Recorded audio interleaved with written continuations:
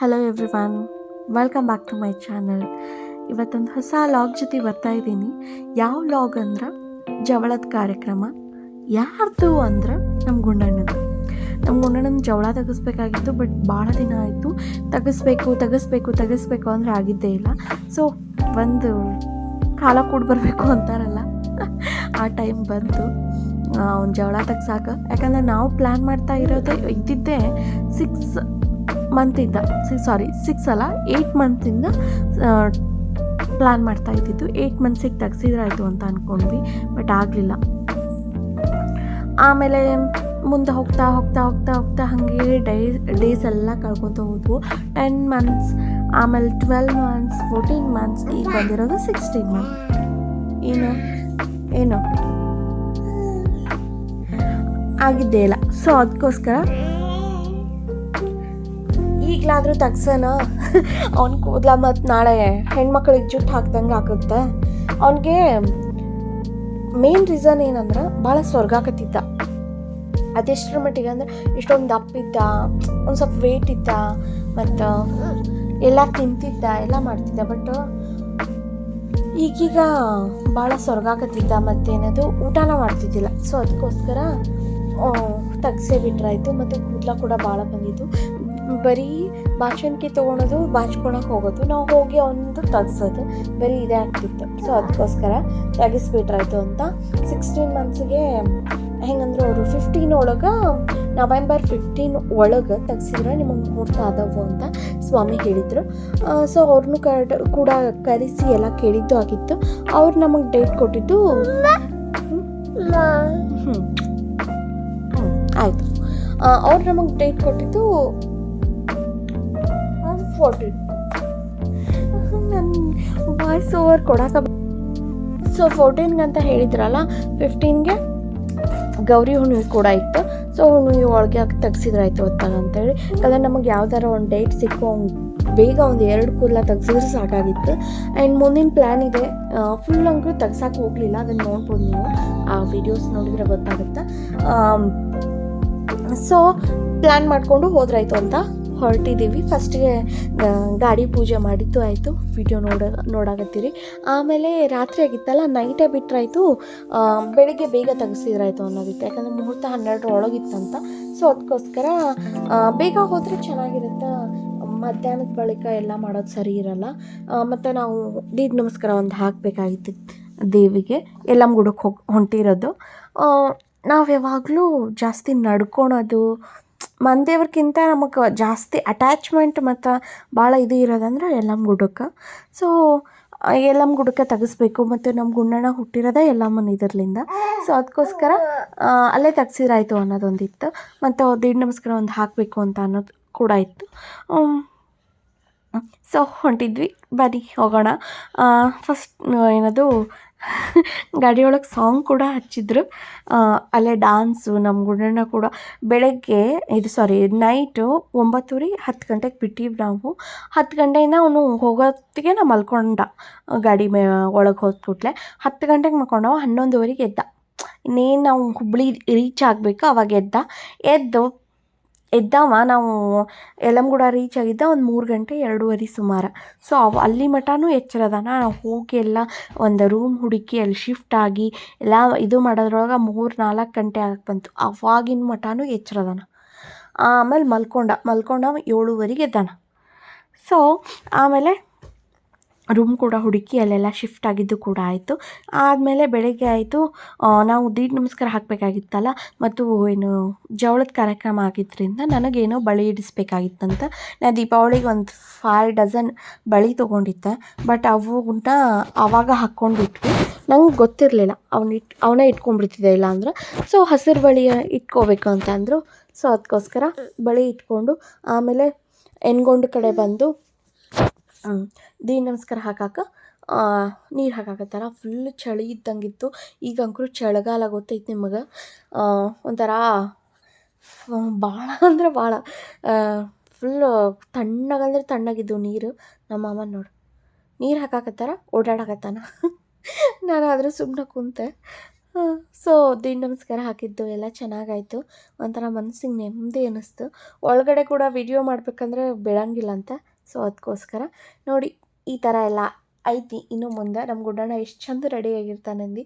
ಅವನಿಗೆ ಅಂತ ಒಂದು ಡ್ರೆಸ್ ಅಂದರೆ ಅದನ್ನು ಭಾಳ ದಿನದಿಂದ ಬೇರೆ ಯಾವುದೋ ಫೆಸ್ಟಿವಲಿಗೆ ಹಾಕೋದು ಬೇಡ, ಜವಳ ತೆಗ್ಸೋಬೇಕಾರೆ ಹಾಕೋಣಂತೆ. ಇಷ್ಟು ದಿನದಿಂದ ಆ ಡ್ರೆಸ್ನ ಹುಡುಕಿ ಇಟ್ಕೊಂಡು ಬಂದಿದ್ದೆ. ಸೊ ಅದನ್ನು ಮೆಶೋ ಒಳಗೂ ಆರ್ಡ್ರ್ ಮಾಡೀನಿ. ಅದರ ಲಿಂಕ್ ಬೇಕಂದ್ರೆ ಕೇಳಿ, ಹಾಕ್ತೀನಿ. ಚೆನ್ನಾಗೈತಿ, ಕ್ವಾಲಿಟಿನೂ ಚೆನ್ನಾಗೈತಿ. ಮಕ್ಕಳಿಗೆ ಭಾಳ ದೊಡ್ಡದು ಚೆನ್ನಾಗಿರೋದು ಅಂದರೆ ಕ್ವಾಲಿಟಿ ಚೆನ್ನಾಗೈತಿ. ಅಷ್ಟರ ಮಟ್ಟಿಗಲ್ಲ. ಏನೋ ಮಾಡತ್ತಿದೀಯಾ ಭಾರ್ಗವ್? ಏನು ಮಾಡತ್ತಿ ನೀನು? ಏನು ಮಾಡತ್ತಿ? ಹುಚ್ಚ ಎಪಿಚಿಪಿ ಅಂದ್ರೆ ಬಾಟ್ಲ್ ತೊಗೊಳೋದು, ಇಲ್ಲ ಅಂದ್ರೆ ವಾಟೆ ತೊಗೊಳೋದು, ಅದ್ರೊಳಗೆ ಈ ಥರ ಮಾಡ್ಕೊಂಡು ಕುಂದರೋದು. ಸೊ ಬನ್ನಿ, ಇವ್ನು ನನಗೆ ವಾಯ್ಸ್ ಓವರ್ ಅಂಕರು ಕೊಡಕ್ಕೆ ಬಿಡಂಗಿಲ್ಲ. ಬರೀ ಏನಾದರೂ ಒಟ ಹಚ್ಚಿರ್ತಾನೆ, ಇಲ್ಲ ಅಂದ್ರೆ ಅಡ್ಡಾಡೋದು. ಸೊ ಹೆಂಗಿತ್ತು ನಮ್ಮದು ಇದನ್ನು ಮುಗಿಸ್ಕೊಂಡು ಬನ್ನಿ, ನೋಡಿ ಎಂಜಾಯ್ ಮಾಡಿ.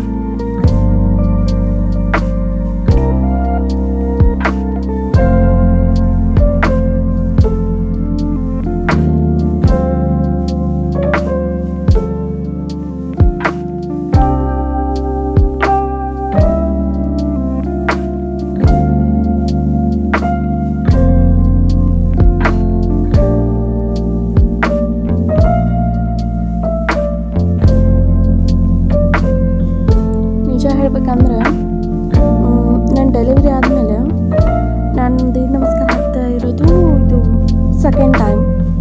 ಫಸ್ಟು ಬರ್ಮಪ್ಪನ ಗುಡಿಗೆ ಹಾಕಿದ್ದೆ, ಇದು ಸೆಕೆಂಡು ಬಂದು ಯಲ್ಲಮ್ಮ ಗುಡಕ್ಕೆ. ಬಟ್ ಆವಾಗ ನಂದು ಡೆಲಿವರಿ ಆಗಿ ಒಂದು 9-10 ಮಂತ್ಸಿಗೆ ಹಾಕಿದ್ದೆ ನಾನು. ಈಗ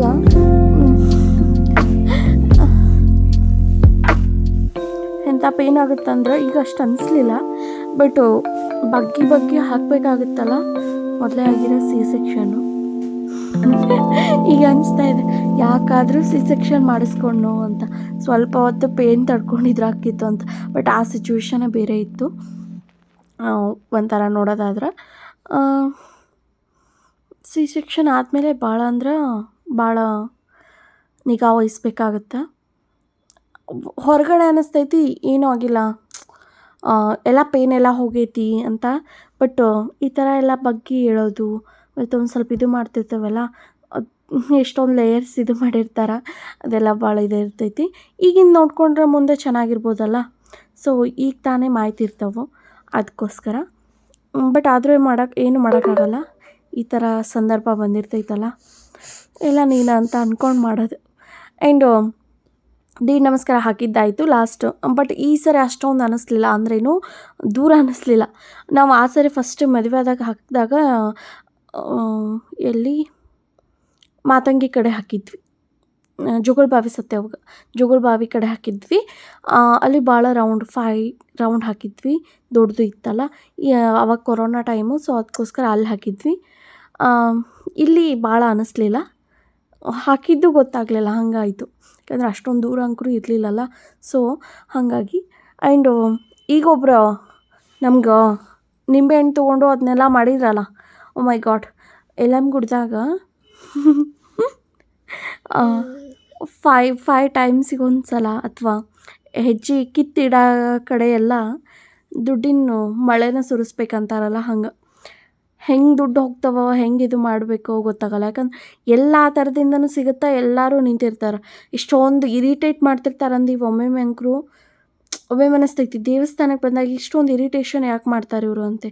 ಯಾಕಂದ್ರೆ ಒಬ್ಬರಿಗೆ ಕೊಟ್ಟಿರ್ತೇವಾ, ಓಕೆ, ಬಟ್ ಎಲ್ಲದಕ್ಕೂ ದುಡ್ಡು ಅಂದ್ರೆ ಕೊಡೋಷ್ಟು ಕೊಡೋದು. ಬಟ್ ಅದಕ್ಕಿಂತ ಮಿಕ್ಕಿನೂ ಒಬ್ಬೊಬ್ಬರ ಕಡೆ ಆಗುತ್ತೆ, ಒಬ್ಬೊಬ್ಬರ ಕಡೆ ಆಗಂಗಿಲ್ಲ. ಅವ್ರೇನು ಮಾಡಬೇಕು, ಹೌದಲ್ವಾ? ಈ ಎಲ್ಲಮ್ಮನ ಹೊತ್ತೇವೆ ಅನ್ನೋದು, ಅವ್ರು ಬಂದು ನಿಂತ್ಕೊಳೋದು, ಇಷ್ಟೊಂದೆಲ್ಲ ಇದು ಮಾಡ್ತಾರೆ. ಈಗೇನಾದರೂ ಒಂದು 5 ಮೆಂಬರ್ಸಿಗೆ ಕೊಟ್ಟಿರ್ತೀವಿ, ಈಗ ಆಗೈತಲ್ಲ ದೇವ್ರಿಗೆ ಮುಟ್ಟೈತಿ ಸಾಕು ಅಂತ ಅಂದ್ರೆ ಅವರು ಟಬರ್ ನೋಡ್ಬೇಕು, ಹಾಗೆಲ್ಲ ಜೋರು ಬಾಯಿ ಮಾಡಿ ಏನು ಅಮ್ಮನ ಬಂದ್ಲ ಅವ್ರ ಮೈಯಾಗ ಅನ್ಬೇಕು, ಹಾಗೆಲ್ಲ ಮಾಡ್ತಿರ್ತಾರೆ. ಮೈ ಗಾಡ್.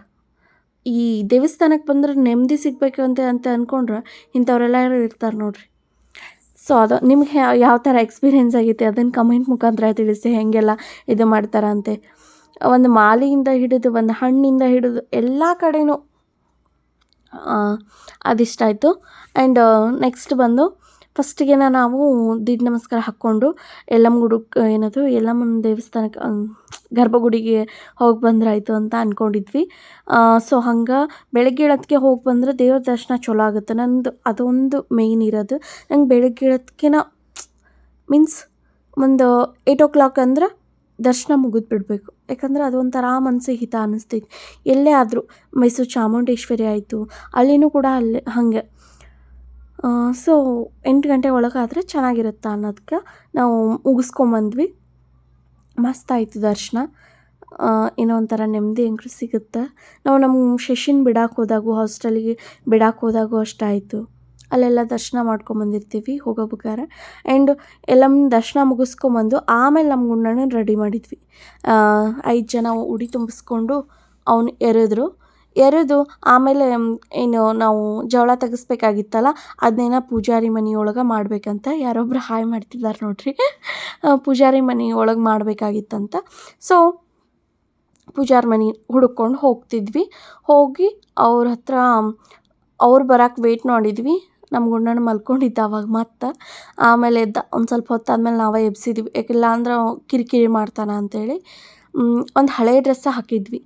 ಹಳೇದು ಹಾಕ್ರಿ, ಆಮೇಲೆ ಹೊಸದು ಹಾಕೊಂಡ್ರು ಅಂತ ಅಂದಿದ್ರು. ಸೊ ಅದಕ್ಕೋಸ್ಕರ ಹಳೇದು ಹಾಕಿದ್ವಿ. ಮಮ್ಮಿ ಮಾಲೆ ತೊಗೊಳಕತ್ತಾರ. ನಾವು ಒಂದು ಸ್ವಲ್ಪ ಕ್ಯಾಮ್ರಾ ಯಾವ ಥರ ಇಟ್ಕೊಂಡು ವೀಡಿಯೋ ಮಾಡಬೇಕು ಅನ್ನೋದನ್ನು ಹೇಳಾಕತ್ತೀನಿ. ಯಾಕಂದ್ರೆ ಗೊತ್ತಿರಲ್ಲಲ್ಲ ಒಬ್ಬೊಬ್ಬರಿಗೆ. ಸೊ ಅದಕ್ಕೋಸ್ಕರ ನಮ್ಮ ತಮ್ಮನೇ ಮಾಡಾಕತ್ತಿದ್ದ. ಅವನಿಗೆ ವಿಡಿಯೋ ಮಾಡೋಕ್ಕೆ ಬರೋಂಗಿಲ್ಲ ಅಂತ. ಸೊ ಪೂಜಾರಿ ಮನೆ ಹುಡುಕಿ ಅಲ್ಲಿ ಹೋಗಿ ಶಾಸ್ತ್ರ ಎಲ್ಲ ಚೆನ್ನಾಗಿ ಮಾಡಿದರು, ಮಜಾ ಆಯಿತು. ನೀವು ಯಾವ ಥರ ಜವಳ ತೆಗ್ಸಬೇಕಾದ್ರೆ ನಿಮ್ಮ ಕಡೆ ಯಾವ ಥರ ಪದ್ಧತಿ ಐತಿ, ಯಾವ ಥರ ಶಾಸ್ತ್ರ ಫಾಲೋ ಮಾಡ್ತೀರಿ ಅದನ್ನು ಹೇಳಿ ಕಮೆಂಟ್ ಮುಖಾಂತರ. ನಾವು ತಿಳ್ಕೊತೀವಿ ಯಾವ್ಯಾವ ಕಡೆ ಯಾವ್ಯಾವ ಥರ ಶಾಸ್ತ್ರ ಮಾಡ್ತಾರೆ ಅನ್ನೋದು. ನಮಗೆ ಗೊತ್ತಿರಲಿಲ್ಲ, ಪೂಜಾರಿ ಹೇಳಿದರು ಈ ಥರ ಎಲ್ಲ ಮಾಡಿರಿ ಅಂತ. ಸೊ ಆ ಥರನ ಮಾಡಿದ್ದೆ. ಯಾಕಂದರೆ ಒಬ್ಬೊಬ್ಬರ ಪದ್ಧತಿ ಒಂದೊಂದು ಕಡೆ ಇರುತ್ತಲ್ಲ, ಅವ್ರು ಹೆಂಗೆ ನಡೆಸ್ತಾರೆ ಹಂಗೆ ಮಾಡಿದ್ರಾಯ್ತು ಅಂತ. ನಮ್ಮ ಗುಂಡಣ್ಣ ಮಸ್ತಾಗಿದ್ದ. ಏನದು ಭಂಡಾರ 3 ಬಟ್ಟು, 1 ಬಟ್ಟು ಉದೋಕೆ ಕುಂಕುಮ ಹಚ್ಕೊಂಡಿದ್ದ. ಏನು ಮಸ್ತ್ ಕಾಣತ್ತಿದ್ದಂದು, ಮಸ್ತ್ ಅಂದ್ರೆ ಮಸ್ತಾಗಿತ್ತದು ಒಂಥರ. ಮತ್ತು ಸುಮ್ಮನೆ ಕುಂತಿದ್ದ, ಯಾಕಂದ್ರೆ ನಿದ್ದೆ ಅರ್ಧಂಬರ್ಧ ಆದರೂ ಕೂಡ ಸುಮ್ಮನೆ ಕುತ್ಕೊಂಡಿದ್ದ ಅದನ್ನೆಲ್ಲ ಇದು ಮಾಡೋ ಮಟನು. ಆ್ಯಂಡ್ ಇಲ್ಲಿ ಪೂಜಾರಿನ ನಮ್ಮ ಶಶಿ ಕಡೆಯಿಂದ ಹಿಡಿಸ್ಕೊಂಡು ಕಟ್ ಮಾಡಿಸಿದ್ರು. ಅದು ಹೆಂಗಂದ್ರೆ ಎಲೆ ತೊಗೊಂಡು ಕತ್ತರಿಲೇ ಕಟ್ ಮಾಡಿಸಿದ್ರು. ಒಂದೊಂದು ಕಡೆ ಏನು ಮಾಡ್ತಾರಂದ್ರೆ ಒಂದು 5 ಕೂದಲನ್ನ ತಾವಾಗೆ ಕೀಳ್ತಾರೆ. ಅದನ್ನೂ ಕೂಡ ನಾನು ನೋಡೀನಿ. ಸೊ ಅದಕ್ಕೋಸ್ಕರ ಹೇಳಾಕತ್ತೀನಿ. ಇಲ್ಲಿ ಪೂಜಾರಿ ಹಾಗಲ್ಲ, ಹೊಸ ಕತ್ರಿ ತರಿಸಿದ್ರು. ಸೊ ಹಂಗೆ ಮಾಡಿದರು. ನನಗೆ ಅದೊಂದು ಭಯ ಇತ್ತು ನಿಜ ಹೇಳ್ಬೇಕಂದ್ರೆ, ಎಲ್ಲಿ ಕೂದಲನೋ ಎಳೆದು ತೆಗಿತಾರೋ ಅಂತ. ಬಟ್ ಹಂಗೆ ಮಾಡಲಿಲ್ಲ, ಯಾಕಂದರೆ ನಮ್ಮ ಗುಂಡ ಅಳೋದನ್ನು ನೋಡೋಕ್ಕಾಗಲ್ಲ. ಸೊ ಅದಕ್ಕೋಸ್ಕರ ಅವಾಗೆಲ್ಲ ಅನ್ನಿಸ್ತಿತ್ತು ಇವು ಅಳ್ತಿದ್ದೇ ಇಲ್ಲ ಭಾಳ. ಸೊ ಅಳವಲ್ಲಲ್ಲ ಅಂತೇಳಿ ಇವನ ಹತ್ರ ಭಾಳ ಖುಷಿ ಆಕಿತ್ತು ನನಗೆ. ಅಂದರೆ ಕ್ಯೂಟಾಗಿ ಇದು ಮಾಡ್ತಿತ್ತು. ಬಟ್ ಈಗ ಹಿಂಗೆ ಅಳಿಸಿದ್ರೆ ನಾವಾಗೆ ಜಾಸ್ತಿ ಅಳಿಸ್ಬಾರ್ದಲ್ಲ, ಪೇಯ್ನ್ ಆಗುತ್ತೆ ನಮಗೆ, ತಡ್ಕೊಳಕ್ಕಾಗಲ್ಲ ಒಂದು ಕೂದಲ ಕಟ್ ಮಾಡಿದ್ರು. ಸೊ ಇಲ್ಲಿ ಸ್ವಾಮಿಯವರು ನಮ್ಗೆ ಯಾವುದು ನಿಮ್ಮ ಮನೆ ದೇವರು ಅಂತ ಕೇಳಾಕತ್ತಿದ್ರು.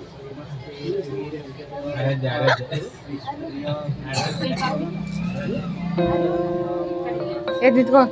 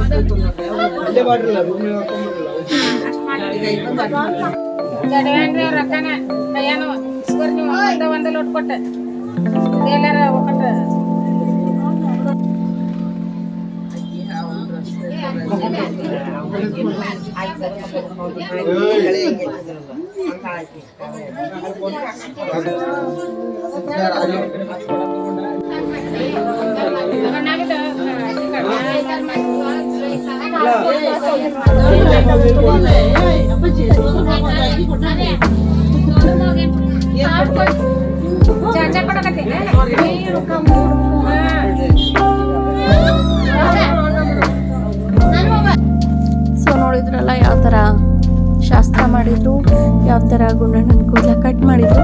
ಸೊ ಹಳೆ ಡ್ರೆಸ್ ಹಾಕೊಂಡ್ಬಂದಿದ್ವಲ್ಲ, ಇಷ್ಟ ಒಂದು 5 ಮೆಂಬರ್ಸ್ ಅಷ್ಟ ಆರತಿ ಮಾಡಿಸಿದ್ರಾಯ್ತು.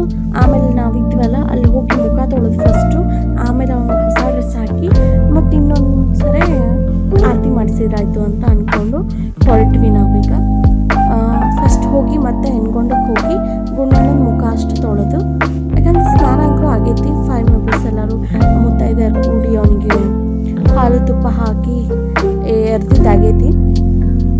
ಈಗ ಹೋಗಿ ಮುಖ ಅಷ್ಟು ತೊಳ್ಕೊಂಡು ಆಮೇಲೆ ಡ್ರೆಸ್ ಚೇಂಜ್ ಮಾಡಿದ್ರಾಯ್ತು ಅಂತ ಅಂದ್ಕೊಂಡಿದ್ವಿ, ಮಾಡೀವಿ.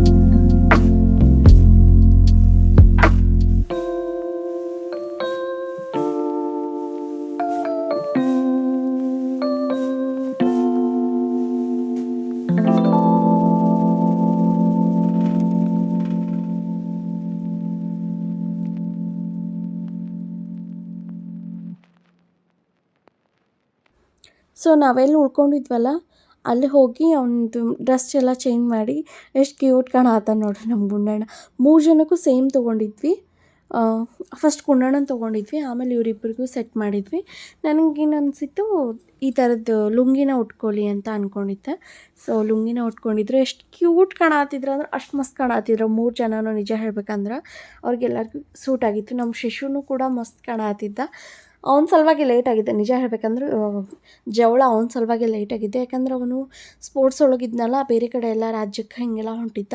ಸೊ ಅದಕ್ಕೋಸ್ಕರ ಮತ್ತು ಅವ್ರ ಸ್ಕೂಲ್ ಒಳಗೆ ರಜೆನೂ ಕೊಡ್ತಿದ್ದಿಲ್ಲ. ಸೊ ಅದಕ್ಕೋಸ್ಕರ ಹೀಗೆಲ್ಲ ಆಗಿತ್ತು. ಫೈನಲಿ ನಮ್ಮ ಗುಂಡಣ್ಣನ ಜವಳ ಮುಗೀತು.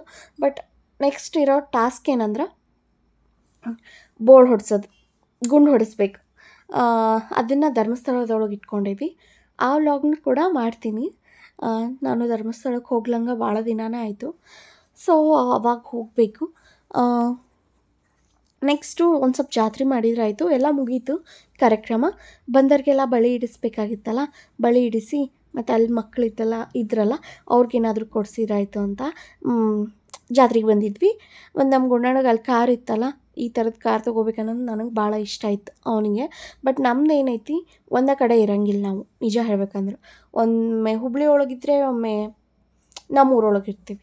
ಸೊ ಅದಕ್ಕೋಸ್ಕರ ಇಷ್ಟು ದೊಡ್ಡ ಕಾರ್ನ ನಾವು, ಮತ್ತು ನಾವಿರೋದು ಸೆಕೆಂಡ್ ಆಫ್ಟ್ರ್, ಅದನ್ನು ತೊಗೊಂಡು ಹೋಗಿ ಕೆಳಗೆ ಆಟ ಆಡಿಸಿ ಮತ್ತು ತೊಗೊಂಬರೋರಂತರೂ ಯಾರೂ ಇಲ್ಲ, ಮಾಮನ ಡ್ಯೂಟಿಗೆ ಹೋಗಿರ್ತಾರೆ.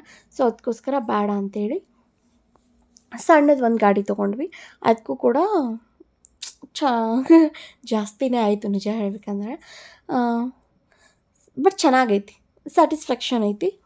ಆ್ಯಂಡ್ ನೆಕ್ಸ್ಟು ಅದನ್ನೆಲ್ಲ ಮುಗಿಸ್ಕೊಂಡು ಏನೈತಿ ಮನೆಗೆ ಬಂದ್ವಿ. ಮನೆಗೆ ಹೋಗೋಬೇಕಾದ್ರೂ ಕೂಡ ಊರಿಗೆ ಹೊಂಟಿದ್ವಿ.